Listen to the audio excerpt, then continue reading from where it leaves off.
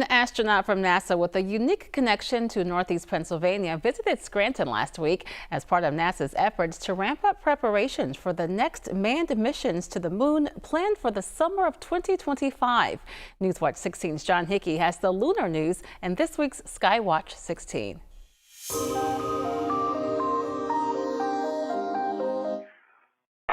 Charlie 3, Mike November, northeastern Pennsylvania, the beautiful Pocono Mountains.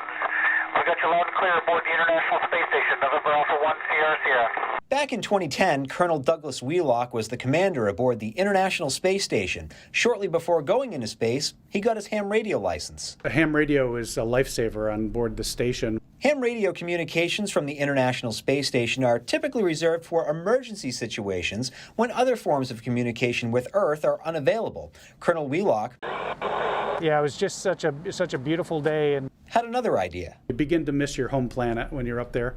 And I had 6 months to go, and so I thought, I should pick up that ham radio and see if anybody's out there, you know. Okay, Greg, it's great to talk to you again, and welcome aboard. It's always a pleasure to hear folks there from the Northeast, and especially the beautiful northeastern Pennsylvania.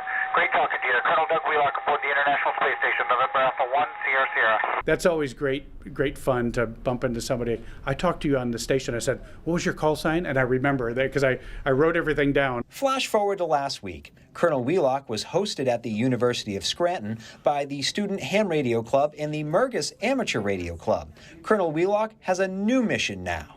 We are on a recruiting trip looking for people that want to work with us to go back to the moon. And NASA's Artemis mission is to get man back on the moon in the summer of 2025, and they are looking for help to get there. I'm just fascinated with the idea of exploration and what's out there and pushing human boundaries to learn more. And so ever since I was a little girl, like in 4th grade when I was learning about what space is, I've just been fascinated with it and learning more about it. we are looking for those that are interested in not only in being an astronaut, but building rockets, building flying craft that can land on other planetary bodies, including the moon. With this week's Skywatch 16, Space is still a frontier that's ripe for exploring, and that's what we're all about at NASA now. John Hickey, Newswatch 16.